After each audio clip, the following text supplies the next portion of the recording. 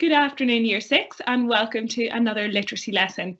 So far this week, I have been so impressed by all of your writing, and I can't wait to get started with another day today.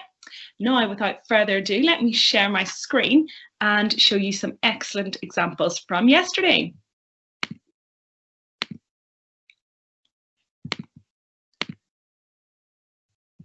First up today, we have Bree. Now, Bree, I was so impressed with your writing yesterday and the fact that you used so many original ideas. You didn't copy anything from the model, yet you still managed to get across the purpose of the paragraph.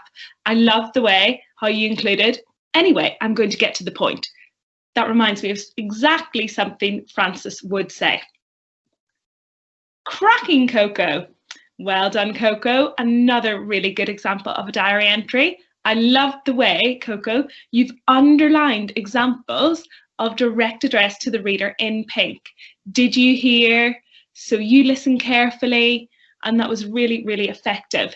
Another thing that I noticed about this piece, Coco, was how you had written it consistently in the past tense and how you'd managed to include your apostrophes for every single contraction. And you even managed to get that tricky one right, your, that we had looked at yesterday. So really well done, keep it up. And finally, I'd like to share this example from Harry. Well done, Harry. This was Harry's first time typing out his work, and I wondered how his punctuation would be, because sometimes it's a little bit trickier when you're typing, but it was just as good. And some original ideas in here too, Harry. So really well done to those children. Now, even better if, well, some of you might recognise this slide from yesterday, and that's because our even better if today is actually a lot of these, well, all of these points once again. As we know, practice makes perfect, so you wouldn't expect maybe to be able to get it all right in one day. Again, we're much better with our apostrophes for contractions today. There are still some children who are forgetting their apostrophe, especially in shorter words like it's, your, and your was a little bit of a problem today, but not as much as before. So well done for the excellent progress on that. Not as many comma splices today. Well done. And some more effective uses of semicolons, but we still need to be careful that we do have our sentences punctuated correctly. So remember, you can join your sentences with a conjunction either, but just not no punctuation. And tense was much better. There were just a couple of children slipping into the present tense, but thankfully we didn't have anybody writing the diary whilst they were rowing, because that wouldn't be possible. Now, what I'm going to do now is show you some examples of work from yesterday that we can edit together. I'm really pleased that we can do this, because the best way that we can learn is to have a positive attitude to feedback and to learn from our mistakes. So let's have a look at this piece. This girl has gone bonkers, and you're 110% right. No, you're not. You're 0% right. Probably it's nothing. Hope so. This child's tried to use capitals to convey an informal style. Have a think though. What's the problem with the homophones? Yes, well done. There are 3 mistakes in here: this year, and this year. Let's read it back and check, does you are fit? Because if it makes sense to say you are, then we need to spell your with Y-O-U, or we need to spell your as Y-O-U apostrophe R-E. So let's check. And you are 100% right. So this one should be Y-O-U apostrophe R-E, because you are makes sense. No, you're not. Therefore, this one should also be the contraction. You are 0% right, and that one should also be the contraction. So do be careful, especially when you're writing capitals or parentheses, when you're trying to include something else, another feature of great writing in there. Sometimes we can forget the basics. So let's see if you can manage to bring it all together. However, I'm really pleased to see this child has remembered the apostrophe for its. Well done.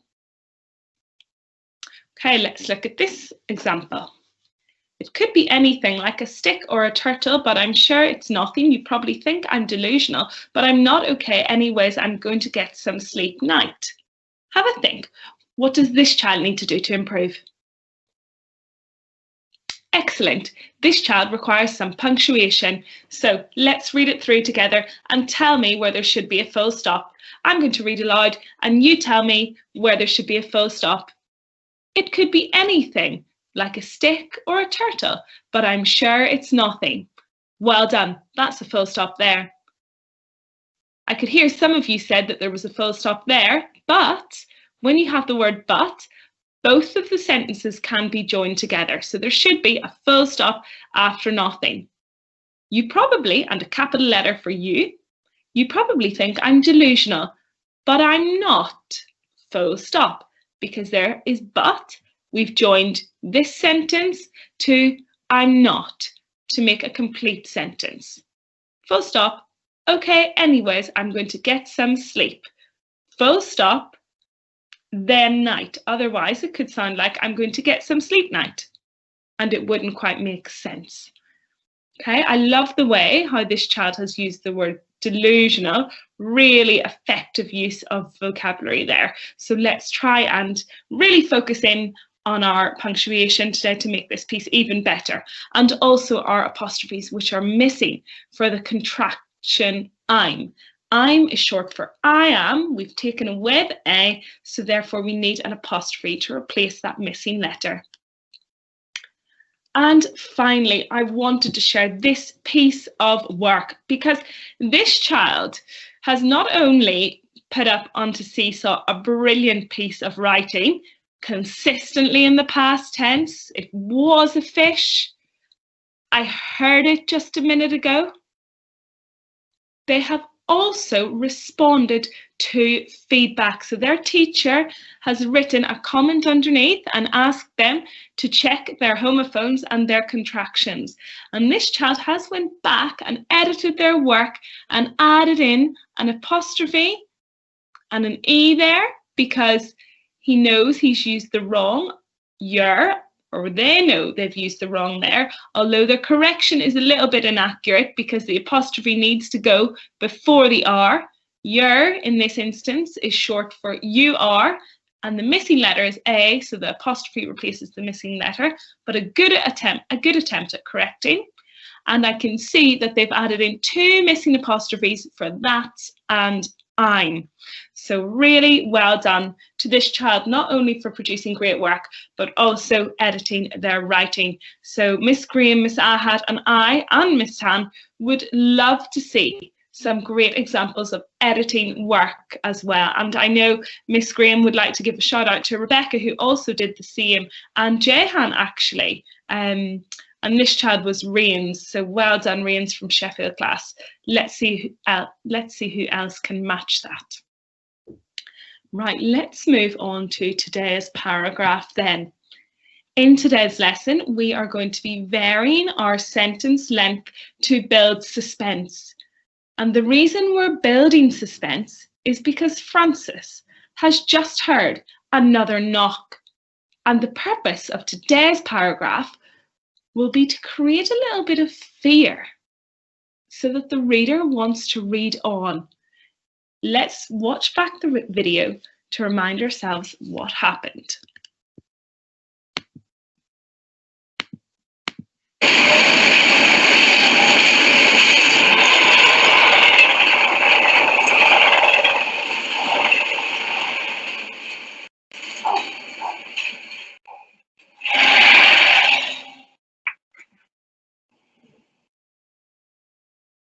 When I was a kid in the suburbs of Chicago, adventure meant Quetico Provincial Park, up on the border of Minnesota and Canada.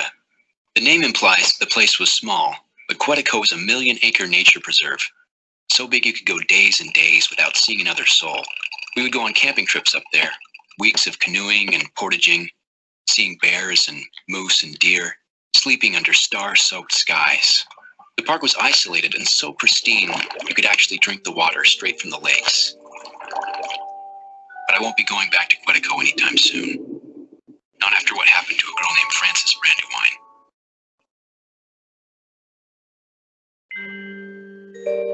Frances was 17 at the time, black-haired and with a reckless nature, determined always to leave the well-trod path, to break new ground and be alone. A few years ago, Frances was up in Quetico with her family.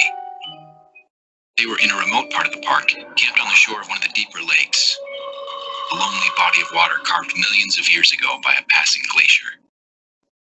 The deep part of this particular lake was rumored to be about 300 feet.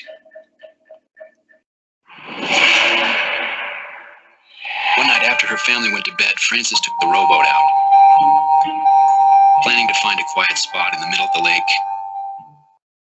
lay on the bench of the boat, look up at the sky, and maybe write in her journal. So she left the shore, rowed for about 20 minutes. And when she felt satisfied that she was over the lake's deepest spot, she lay down on the bench and looked up at the night sky. The stars were very bright, and the aurora borealis was shimmering like a neon lasso. She was feeling very peaceful. Okay, this was the point at which Frances wrote her first diary entry. She was out on the boat, there was nothing to disturb her, and she was really at peace. So that was our first diary entry that we wrote. Then what happened? Then she heard something strange. It was like a knock. She sat up, guessing that the boat had drifted to shore and run aground, but she looked around the boat and she was still a half a mile from shore. She leaned over the side to see if she'd hit anything, but she saw nothing. No log, no rocks. She lay back down. She told herself it could be any number of things: a fish, a turtle, a stick that had drifted under the boat. She relaxed again and soon fell into a contented reverie. And it was at this point that we wrote her second diary entry. She was a little bit anxious, a little bit scared because of the unusual sound. However, after a quick look around, she fell back into a contented reverie. So at this point, she's actually feeling quite happy and relaxed. What feelings will she experience today? She had just closed her eyes when she heard another knock. This time it was louder, a crisp, like the sound of someone knocking hard on a wooden door. Except this knocking was coming from the bottom of the boat. Now she was scared. She leaned over the side again. It had to be an animal. But what kind of animal would knock like that? 3 quick, loud knocks in rapid succession? Her mouth went dry. She held onto each side of the boat, and now she could only wait to see if it happened again. The silence stretched out. The silence stretched out. Sorry, I almost cut you off a little bit early. And it is at this point, after hearing those knocks once again, that we are going to write Frances's diary entry. Because we know that we only really go to a diary every time we experience, well, we go to a diary when we experience extreme thoughts or feelings, even more so when we're scared perhaps. So at this point, she will go back to her diary again, and we are going to write and describe, rather, not explain, and describe what has just happened, conveying her thoughts and feelings at that moment, okay? And as I said to you, we will be really focusing on varying our sentence length to build suspense. That means including some shorter sentences to quicken the action, and also some longer sentences too to describe what has happened. So I can't wait to get started. Okay, we are now ready to begin our independent writing. Please pause the video now and write your date and Walt. Excellent. So today we are focusing on varying sentence length to create suspense. And the purpose of today's paragraph is to convey that suspense and to show just how scared Frances was when she heard those knocks once again. We want the reader to be on the edge of their seats and to really make the reader feel like something terrible is about to happen. So let's see if we can achieve that today. Now, varying our sentence length, that means choosing some shorter sentences and some longer sentences and mixing them up is one way of creating suspense, but I just want to draw your attention to another way too. Today we're also going to focus on using empty words. Words like something or it or something to give a little bit of a hint of a threat, but not to give away too much information to the reader. So we're hiding the threat from the reader, which also helps to create suspense because the reader's thinking, what is going to happen? Time to begin. Now, we're beginning at the point where she has just heard the knock again and she's looked over the edge of the boat, but she didn't see anything. Or did she? That's up to you. Step number 1 then will be she hears the knock again. Hears knock again. Remember, just like yesterday, we're continuing on in the past tense because she is writing her diary entry once she has heard the knocks. It wouldn't be possible for her to be writing when she's looking over the edge of the boat. Once she's done all that, she picks up the diary and quickly jots her thoughts down. So, how am I going to start? Well, yesterday I started by saying, hey diary, I'm back. This time, I'm actually a little bit more frantic. I'm a bit more panicked. I don't have time to say hi diary once more. I've just reached for my pen and I've started to write. And I'm going to open up by saying, did you hear that too? Did you hear that too? Ensuring that I'm using direct address to the diary as well. And I know that today we're focusing on those shorter sentences, so I'm going to put in a phrase here. Another knock. Or you might instead write 3 more knocks. That short sentence quickens the pace. And now I'm going to describe the sound using some of the language that was used on the video. So I've opened up by saying to the diary, did you hear that too? Another knock. But this time, it was louder. Was because it's the past tense and I'm describing the knock I heard a little while ago. This time it was louder and crisper. As though, I'm going to use the phrase as though in order to create a simile, as though someone was knocking, as though someone was knocking on an old wooden door.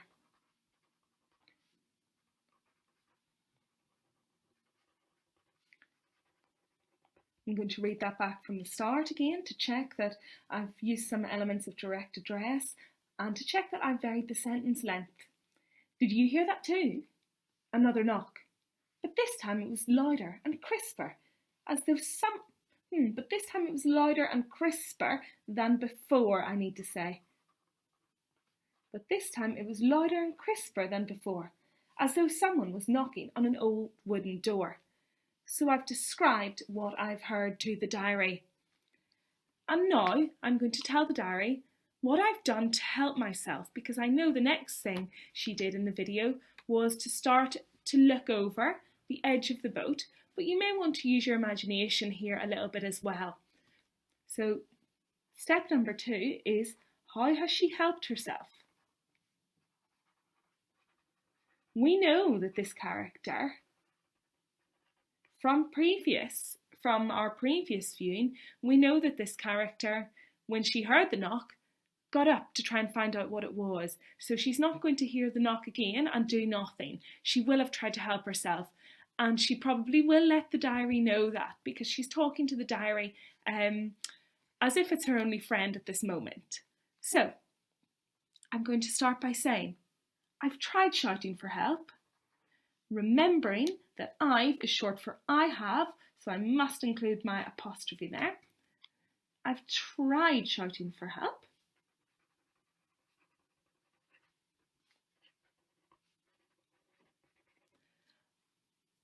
But I'm going to say, but every time I call out,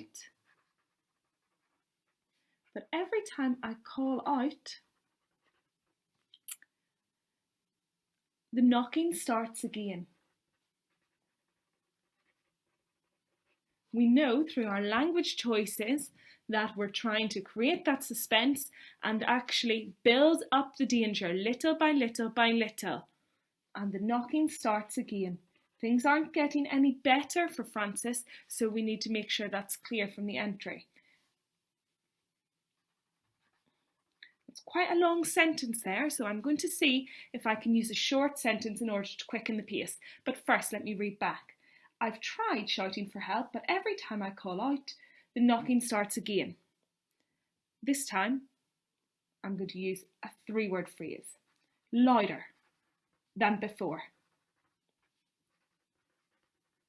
The effect of that phrase will make the reader think, what could it be that's knocking louder than before? And will have them feeling suspenseful because they will feel like there is an impending danger.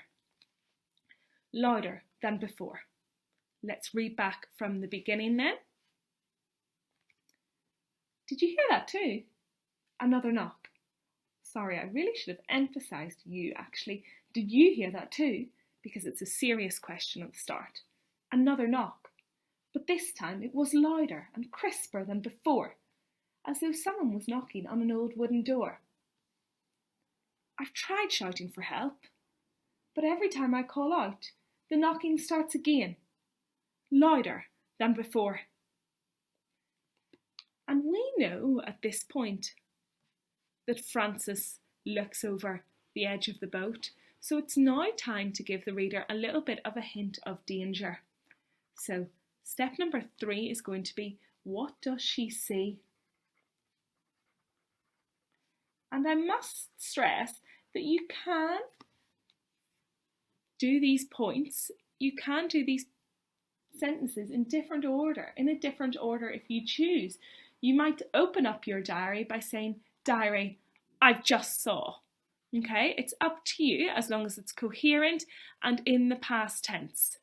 This is to guide you if you would like that to help you. This is to guide you, if you would like that structure in place. So what does she see when she looks over the boat?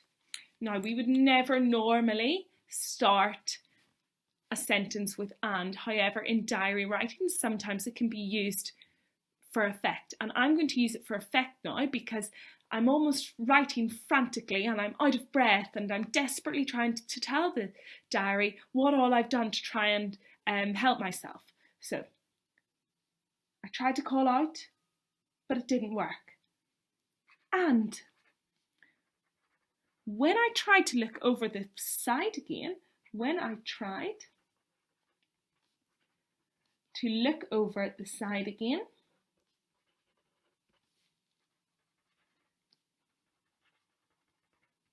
comma, I'm sure I saw something. I'm sure I saw in the past tense something. I'm not giving too much away to the reader at this point.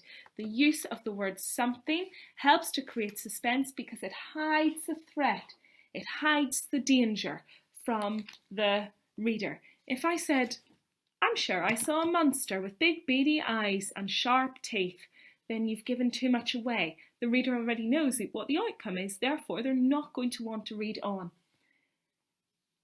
And when I tried to look over the side again, I'm sure I saw something. Now, that's a long sentence, so I'm going to try and use a shorter sentence now to quicken the action, but I'm also going to try and use some repetition to really emphasise this suspenseful point. So, I'm sure I saw something, and I'm going to say, something strange, full stop. And again, I'm going to end with a phrase that gives a hint of danger, but doesn't give too much away. Just provides enough detail that will keep the reader reading on. So I'm going to finish by saying, like a pair of eyes. Like a pair of eyes. Staring right back at me.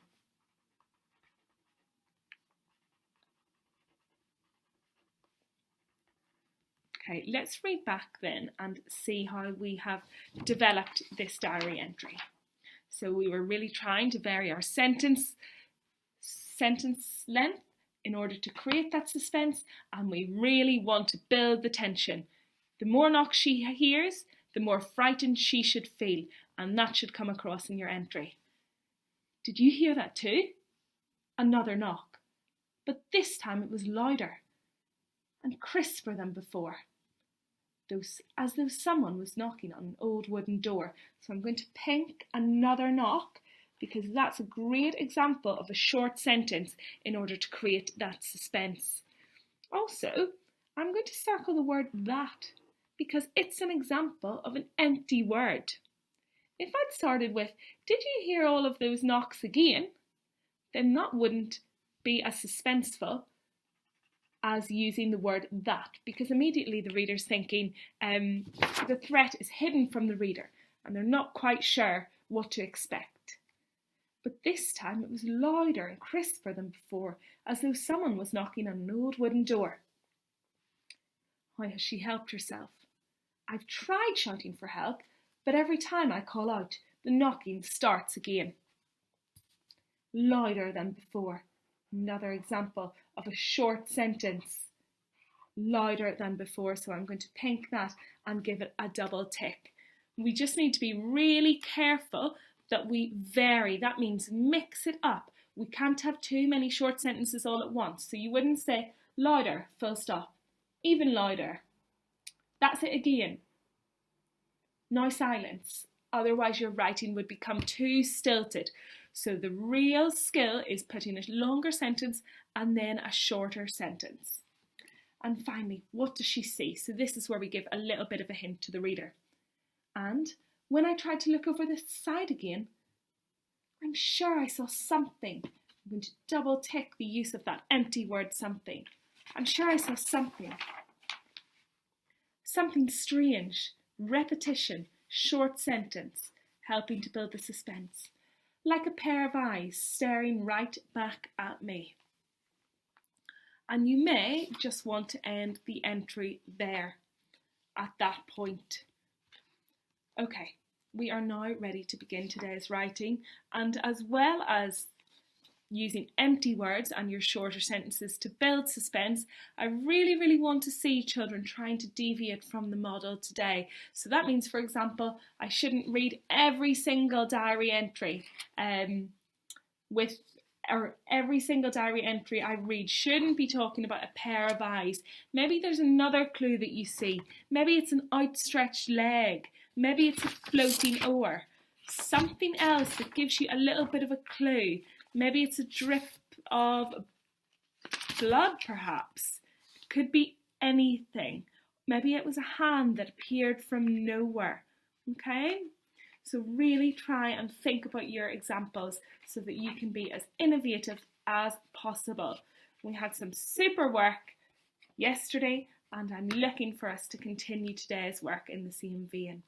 Remember, all uploads on Cecil. We almost had 100% of uploads yesterday. Just a few children still need to upload to make sure their class are on 100%. Okay, so really great job, everybody. I can't wait today to see today's work. Have a brilliant rest of the day and see you later.